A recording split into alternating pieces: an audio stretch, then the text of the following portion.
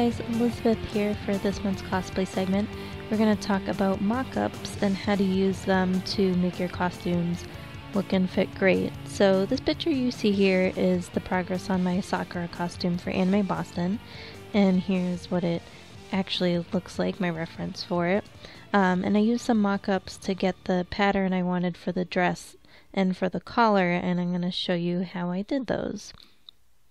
This is the fabric I used for my mock-up. I got it for free from someone who gave it to me at some point.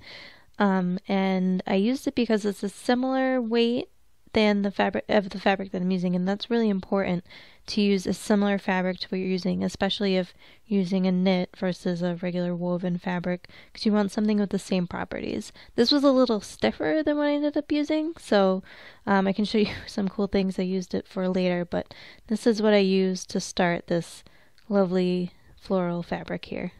The first thing I did was I cut out and sewed a basic shape for the front and back as a starting point with that fabric, and you can see here it's on the wrong side, so I can play around with the seams on the inside. So there's a seam at each shoulder and a seam at both sides. Then I started working on the neckline, cutting out the neckline that I wanted, and the shoulder seams didn't come together enough towards the neck.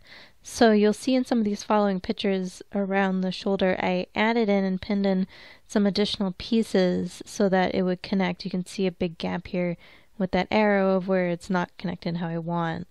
So the next thing I did was I put in a piece of fabric, as you can see here, to continue that neckline the way that I wanted to.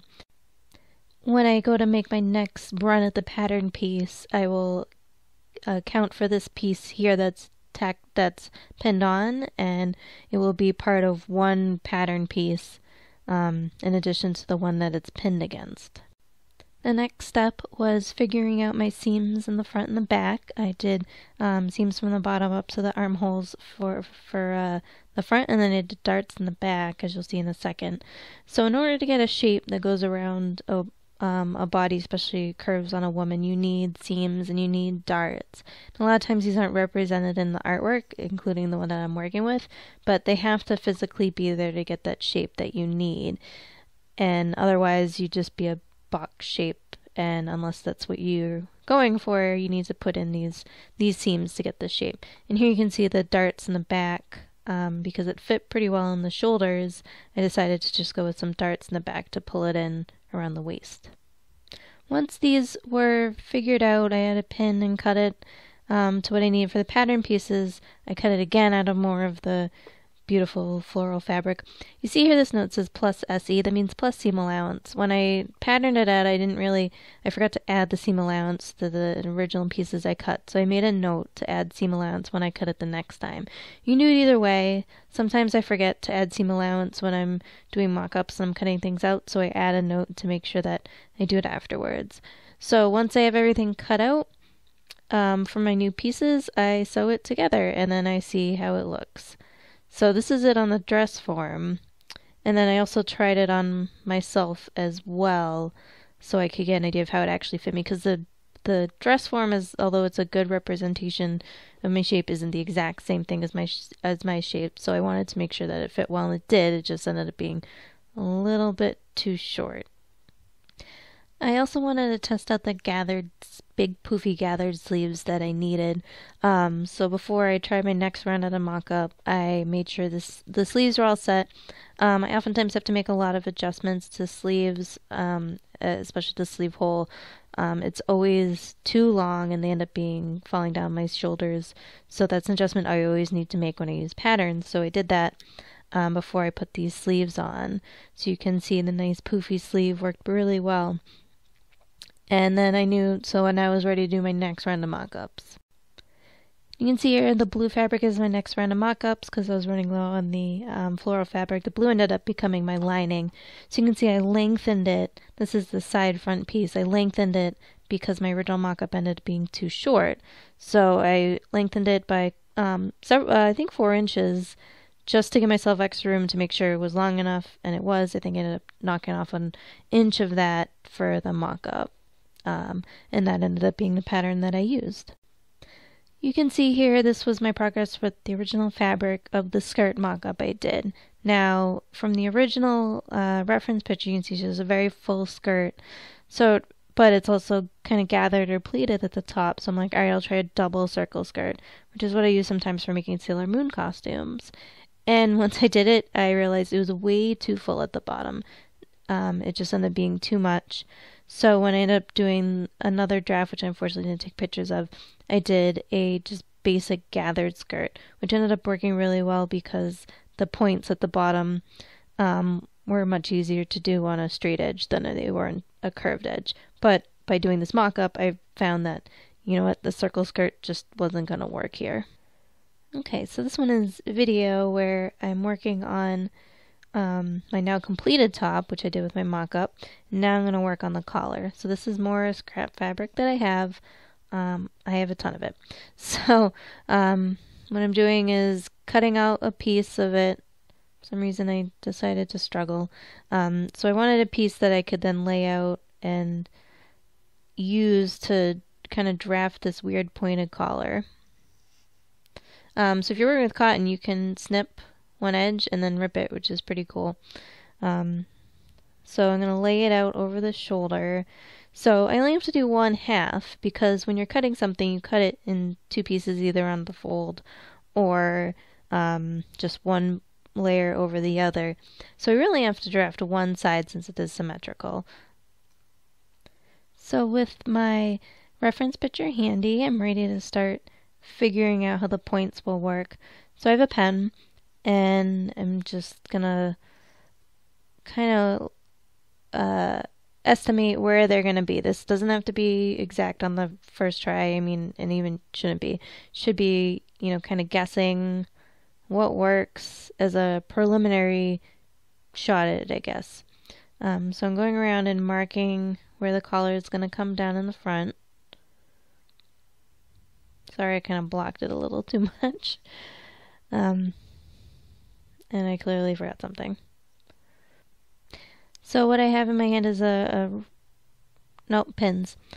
So I needed pins to keep it in place as I am working, so it's not going all over the place. So what's cool about this dress form is where the neck of it is, there's a little pin cushion thing, and I clearly didn't have any pins there. So now I'm going to start cutting away at it as well so I can see the shape as I'm working. So checking out my reference picture, I'm going to start cutting away some of the excess, especially around the neck, because it creates some bulk there that I don't need to work with.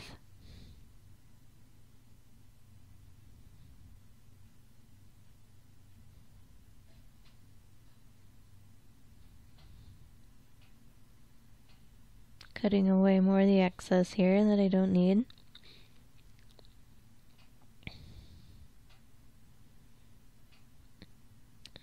What I'm doing it is I'm cutting around the neck piece. So now you can see it's just that shape on the shoulder that I'm going to work with. And then I'm going to pin it in the back. So in case you're wondering, my dress form here is from Dritz and it's adjustable. The best time to buy dress forms is towards the end of the year from Joann's. They'll go on sale for like $100. I recommend the Dritz over the Singer. My Singer, I used to have a Singer and it fell apart pretty easily after about a year. And then I replaced it with the Dritz, and I've had this one for I think like 3 years now. So I would recommend a Dritz over a Singer. And see here, I kind of messed up. I cut out a little far, but that's why I have this mock-up, so I'm not screwing it up on the real fabric. So cutting out more of the excess here. And then on the back, be careful not to cut your actual costume, because that would be traumatic and horrible. So just be careful where you're cutting. Alright, so now I have the general shape of what the collar is going to be. It's kind of similar almost to a sailor collar, just the way it goes around the front and the back. Alright, so I'm going to take out some of the pins. String everywhere. Alright, so now I'm going to start. Oh, I see. So So I realized I messed up, and the collar actually goes over the shoulder a little bit onto where it's gathered, and I didn't I cut it away too much. Again, this is why you do a mock-up, to figure out what it is you're working on. So I'm going to start drawing on the lines for all the points.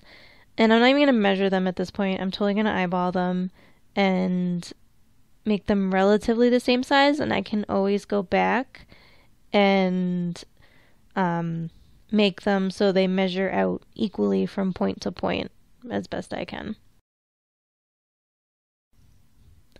So what I have here is my clear ruler, which you can buy in the quilting section of Joann's, because I need a straight line for that front edge, at least to start, because I wanted a 45-degree angle, and I can help you with a 45-degree angle. So this is me awkwardly trying to get in on the dress form so I can measure out the line that I want.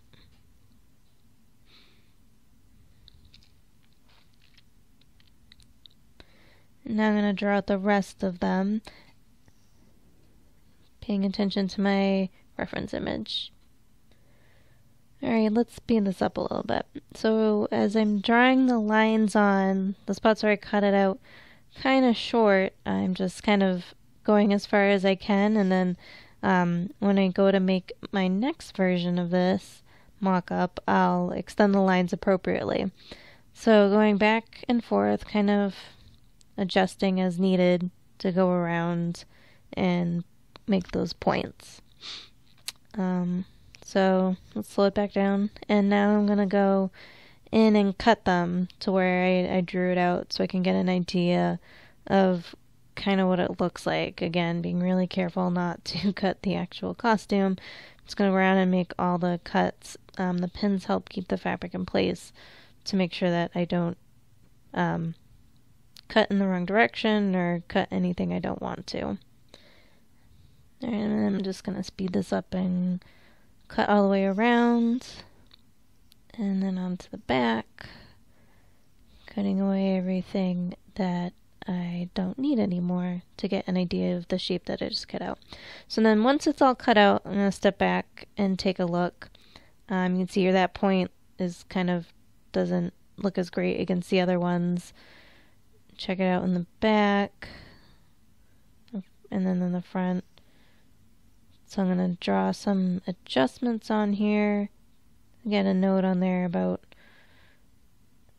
an adjustment to make them look more even, because that middle one just kind of looks sad. So I'm going to unpin this, and then I'm going to put it onto more scrap fabric, and then cut it out again and see how it looks.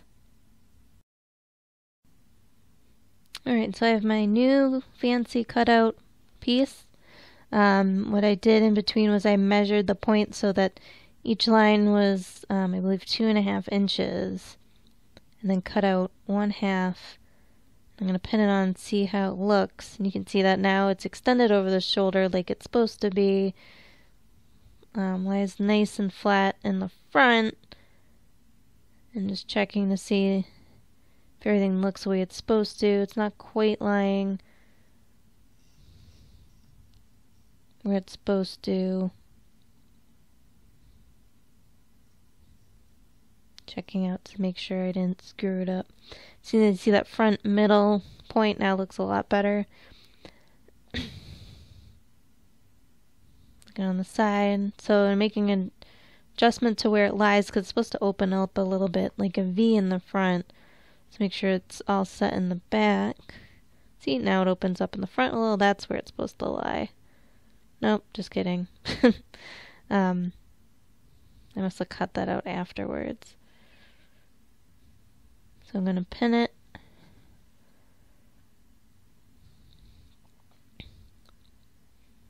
Make some more adjustments. I think the neck came in too tall. Just going to fix that.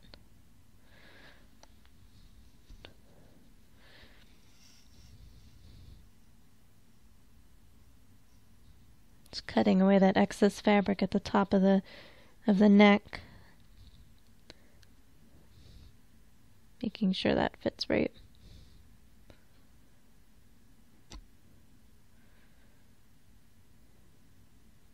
There you go. Open a little bit in the front. That's how it's supposed to be. Alright, checking it out in the back. So I'm going to do, now this is complete, I'm going to cut 2 pieces so that the back side is on the fold and then it's open in the front. And as you can see here, this is the final product of the collar, made with the yellow fabric that I'm using for this in its final form. So that's how I did some mock-ups to create this new costume that I'm going to have for Anime Boston coming up very soon. If you see us at the convention, we'll all be there. Please be sure to say hi, and you can see us running around in costume like crazy people, or you can see Patrick or Doug running the show behind the scenes doing awesome work. Give us a call on our voicemail line while you're there, and we hope that we see you there. Bye!